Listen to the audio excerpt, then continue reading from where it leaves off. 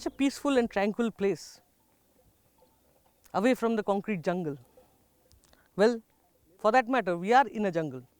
We are in Pench National Park, and we are here not to scout for the elusive tiger, but we are here to try out Skoda's newest baby, the Kodiaq Scout.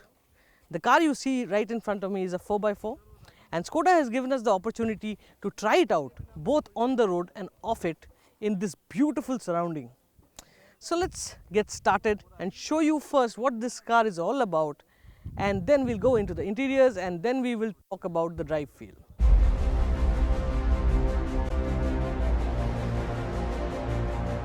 The Scout then is the more robust variant offered in the Skoda range. Generally they come with additional claddings and a few features which set them apart from the usual variants and the LNKs. The Kodiaq Scout 2 is no different and priced at 33.99 lakh rupees. It marks the entry to the Kodiaq range as well.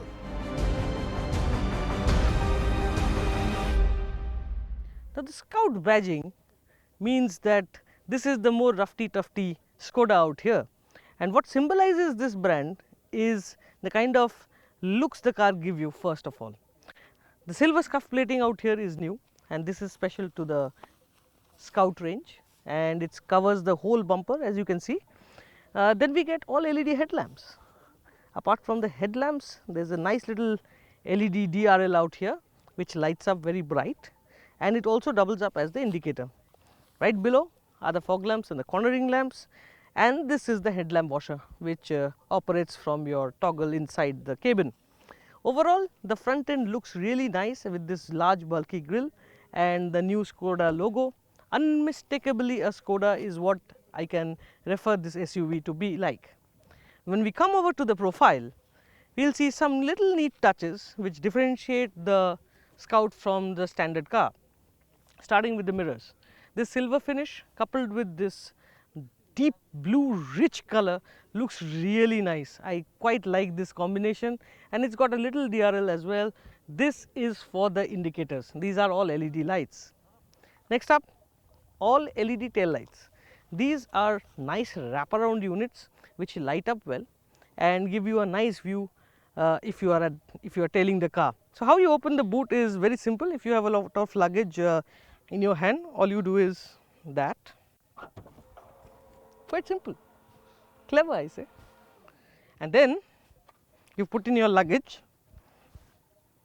and if you want to close the boot again and you are being lazy, you do not want to press the little button out there, you do that again. It beeps and the boot closes again. Simply clever they say. Now it is about time we should step inside, shall we?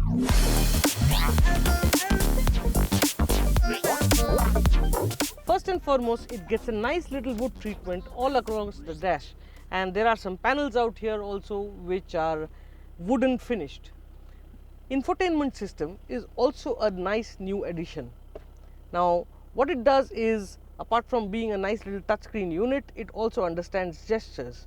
Now as you will notice, as soon as I bring my hand closer to the system, the pods will come out like so. You see these lines, these just prop out, and then the moment I remove my hands, it just drops down. A nice large screen, and it looks really classy. The audio system is also brand new. It's called Canton, and it's got a nice deep bass to it. The sound quality is also very nice, and we quite like it. Now the seats, as far as the Scout is concerned, is no longer all leather. It's got this nice Alcantara finish on it, and I quite like the finish. And there is also a nice little Scout badging out here which differentiates itself from the standard cars. So overall, it looks nice inside, and not to forget, you also get a panoramic sunroof. Powering the Kodiaq Scout is the same 2.0 litre TDI motor found in the Style and LNK variants. Power output is rated at 150 bhp and torque on tap is 340 Nm. That's plenty, we must say.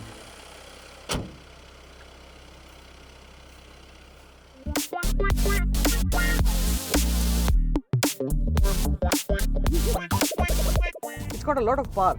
So about 150 horsepower is the claimed rating of the engine, and it's extremely hands-on when you step on the accelerator. So you step on it and you are going to 80, and you will go past 80 in like no time. 100, not a problem. Beyond that, no problem. Although we don't recommend doing that on Indian highways. Cruise at a safe speed. I think that's the best thing to do. But the other party piece of this car is the gearbox. This automatic transmission is just a joy. It shifts seamlessly, and to add to the fun factor, you have paddle shifters. So you can just press on the paddle shifters and it will downshift instantly. It's such a nice feeling to drive this car. The steering too is nice and light, but it offers ample feedback. It's very surprising how Volkswagen Group, or in this case Skoda, gets it so right. It's light, good enough for city use, and then when you are on a highway like this, when you're cruising, you feel so comfortable. It's really nice to see such a setup on a car. Next up, the ride quality. Well, the roads are pretty nice as of now, but we can tell you that we have been on some rather rough patches when we were getting out of Nagpur. That's where we started our drive, and on those roads, those were like stone chip ridden roads and potholes and all those things. The Kodiaq just eats up everything. It's such a nice place to be in. So overall, the drive feels very nice, the engine feels very nice. By the way, 16 plus kmpl is what this car has a claimed fuel economy of. 16 plus of diesel, that's also. It's incredible. I mean, it's fantastic motor, and it just goes to show how well these cars are tuned.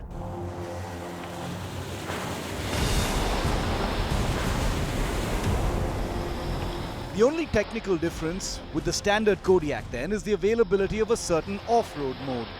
The same can be activated via a button on the center console. Contrary to its name, the system essentially offers hill-decent control.